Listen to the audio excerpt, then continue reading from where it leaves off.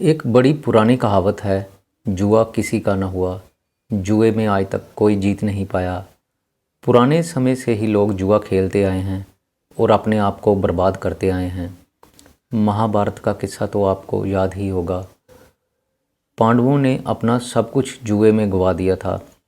अपना राजपाट, अपना धन दौलत सब कुछ गंवाकर वो जंगलों में भटकते रहे। इसी तरह जुआ आज के लोगों को भी बर्बाद कर रहा है। लेकिन जुआ खेलने का आज का तरीका बदल चुका है। गोटियां पासे लेकर जुआ नहीं खेला जाता। आजकल जुआ ऑनलाइन हो गया है। कई तरह के गेमिंग ऐप चले हुए हैं जो लोगों को लालच देते हैं कि आप थोड़ा पैसा लगाइए और आप करोड़ों रुपया जीत पाओगे। लोग पैसा कमाने के लिए गेमिंग के चक्कर में पड़ जाते हैं और हार जाते हैं। गेमिंग के जुए में बड़े बड़े लोग फंसते जा रहे हैं। युवा वर्ग इस दलदल में धंसता जा रहा है।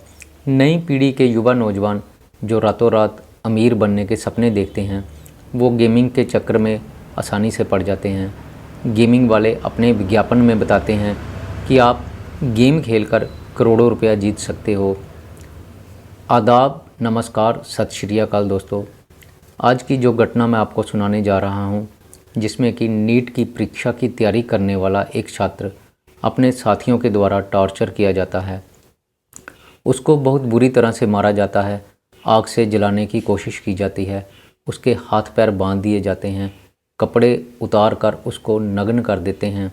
उसके प्राइवेट पार्ट से भारी वस्तु बांधकर उससे उठक बैठक करवाई जाती है। टॉर्चर करने वाले छात्रों की संख्या 10 से 11 के बीच रही होती है और वह एक लड़के को बड़ी ही बेरहमी से मारते पीटते हैं। उसको बंधक बना लेते हैं।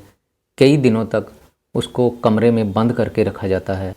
उसके साथ रेप जैसी घिनौनी वारदात को अंजाम दिया जाता है। तो चलिए इस घटना के बारे में मैं आपको डिटेल में बताता हूँ। एक नाबालिग लड़का जिसने इंटर की परीक्षा पास की थी, वह अपने घर वालों को बोलता है कि मैं नीट की तैयारी करने के लिए कोचिंग सेंटर जाना चाहता हूँ।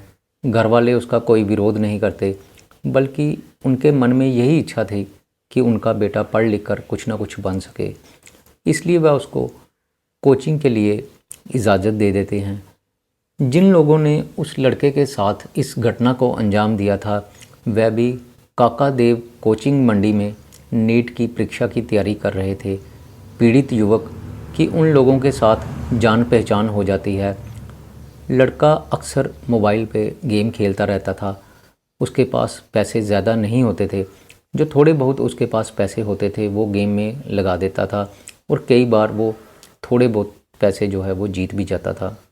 वो अपने दोस्तों को बोलता है कि मैं अगर गेम में ज़्यादा पैसे लगाऊं तो मैं लाखों कमा सकता हूं। मेरे पास पैसे की तंगी है। आप लोग कहीं से इंतज़ाम करके मुझको 20,000 रुपया दे दो तो मैं आराम से लाखों रुपये कमा लूँगा और उसमें से कुछ पैसे आपको दे दूँगा। अगर मैं हार गया तो जो पैसे मैं आपसे उधार लूँगा वो पैसे तो मैं आपको लौटा ही दूँगा। वो लोग क्या करते हैं कि पैसा इकट्ठा करते हैं। थोड़े थोड़े पैसे सारे दोस्त इकट्ठा करके 20,000 रुपया उस युवक को दे देते हैं। गेम का नाम होता है एविएटर और इसमें एक जहाज़ उड़ाना होता है। जहाज़ पर चारों तरफ से अटैक होते हैं। गेम खेलने वाले को उस जहाज़ को बचाना होता है। जितनी देर तक वह उस जहाज़ को बचाता है, उसके पॉइंट ऐड होते जाते हैं और अंत में उसको पैसे मिलते हैं। अब पीड़ित युवक जो है उसके पास पैसे आ गए थे। दोस्तों ने इकट्ठे करके 20,000 रुपया उसको दे दिया था। वो गेम खेलना शुरू करता है, लेकिन किस्मत उसका साथ नहीं देती और वो हारता जाता है। थोड़ा थोड़ा करके वह सारे पैसे हार जाता है। दोस्त पैसे वापस मांगते हैं, लेकिन उसके पास देने के लिए उनको कोई पैसा नहीं था। वह उनका पैसा थोड़ी देर में लौटाने का वादा करता है, कुछ समय मांगता है। इस तरह तकरीबन 10 दिन बीत जाते हैं और वह किसी न किसी तरह से 20,000 रुपया इकट्ठा करके दोस्तों को देने जाता है। जो आरोपी युवक हैं वो 20,000 लेने को तैयार नहीं थे, बल्कि वह बोलते हैं कि पैसे तुमने इतने दिनों बाद लौटाए हैं तो इस पर ब्याज भी देना पड़ेगा। और इस तरह वो 20,000 को ब्याज के साथ जोड़कर 50,000 बना देते हैं। लड़का दोस्तों को कहता है कि मैंने तो आपसे 20,000 लिए थे, लेकिन 10 दिनों में ही आपने 20 के 50 कैसे बना दिए? इतने पैसे मैं नहीं दे सकता। जितनी रकम मैंने आपसे उधार ली है मैं उतनी ही रकम आपको वापस दे सकता हूँ। ये सुनकर युवक जो हैं, जो उसके दोस्त थे, वो बहुत ज़्यादा गुस्से में आ जाते हैं। उसके हाथ पैर बांधकर उसको कमरे में ही बंधक बना के रख लेते हैं। उसके बाद उसे कई दिनों तक कमरे में ही बंद करके रखा जाता है। आरोपी युवकों में से 4 युवक उस लड़के के साथ कुकर्म करते हैं। लड़के उसको रोज़ मारते पीटते। उसमें से एक लड़का एक छोटा सा गैस सिलेंडर मंगवाता है। उसके ऊपर गैस उड़ेल कर वो माचिस से आग लगाने की कोशिश करता है, जिसमें कि उस पीड़ित युवक के बाल जल जाते हैं। और फिर उसके बाद वो उसके प्राइवेट पार्ट से ईंट बांध देते हैं और उसको उठक बैठक करने के लिए मजबूर करते हैं। डर के मारे लड़का जो है वो खुद ही अपने नाजुक अंग के साथ एक ईंट एक रस्सी के साथ बांध लेता है और उठक बैठक करने लगता है। लड़के को नग्न करके पीटा जाता है। कुछ दिनों बाद वो लड़के को छोड़ देते हैं। लड़का बहुत सहमा हुआ था, वो बहुत ज़्यादा डरा हुआ था। डर और शर्म के मारे वो अपने साथ हुई इस घिनौनी वारदात के बारे में किसी को भी नहीं बताता। आरोपियों ने उसको पीटने और टार्चर करने के साथ साथ उसकी वीडियो भी बनाई, छोटे छोटे क्लिप, जिसमें कि उस लड़के के साथ बेरहमी की गई थी। ऐसे तकरीबन 30 क्लिप उन लड़कों ने बनाए और वो खुद ही इन वीडियोज़ को वायरल कर देते हैं। ये वीडियो सोशल मीडिया पर फैल जाती है। युवक के पास भी वीडियो जाती है, उसके घर वाले भी ये वीडियो देखते हैं। लड़के की भाभी जब अपने देवर के साथ हुई इस तरह की जाति देखती है, जब उसको पता चलता है कि उसके देवर के साथ इस तरह की हैवानियत की गई है, तो वो पुलिस स्टेशन जाती है और आरोपी युवकों के खिलाफ एफआईआर दर्ज करवाती है। जैसे ही मामला दर्ज होता है, पुलिस के संज्ञान में मामला आता है, तो पुलिस वाले उन लड़कों की धरपकड़ करने के लिए जगह जगह छापेमारी करते हैं। 5 लड़के जो मुख्य आरोपी थे, जिन्होंने इस वारदात को अंजाम दिया था, वो फरार हो जाते हैं और उनका साथ देने वाले 6 अन्य लड़के वो पुलिस की गिरफ्त में आ जाते हैं।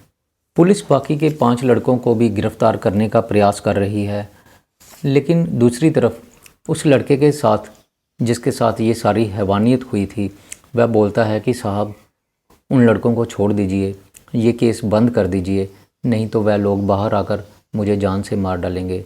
लड़का अंदर से बहुत ज़्यादा डरा हुआ है और वो पुलिस को किसी भी तरह का बयान देने की स्थिति में नहीं है। वह आगे केस करना ही नहीं चाहता। उसको डर है कि अगर वो लड़के बाहर आ गए तो वो उसको मार डालेंगे, उसको ज़िंदा नहीं छोड़ेंगे। लड़के के घर वाले भी डरे हुए हैं। वो भी बोल रहे हैं कि वो सारे दबंग लड़के हैं, कल को उनके बेटे के साथ कुछ भी हो सकता है। दूसरी तरफ पुलिस वालों ने कई धाराओं में इस केस को दर्ज कर लिया है और आरोपी युवकों को पकड़ने के लिए पुलिस जगह जगह छापेमारी कर रही है।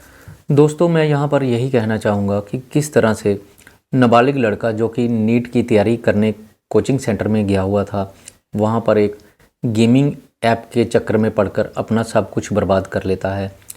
ये तो उस लड़के की किस्मत अच्छी थी कि वह बच गया, नहीं तो जिस तरह का उसके साथ टॉर्चर हुआ था, लड़के का बचना मुश्किल था। मानसिक रूप से भी वह बच्चा स्वस्थ था। वह बच्चा इतने टॉर्चर को तभी सह गया, नहीं तो इतना टॉर्चर अगर किसी और इंसान के साथ किया गया होता तो यकीनन वह कब का मर चुका होता।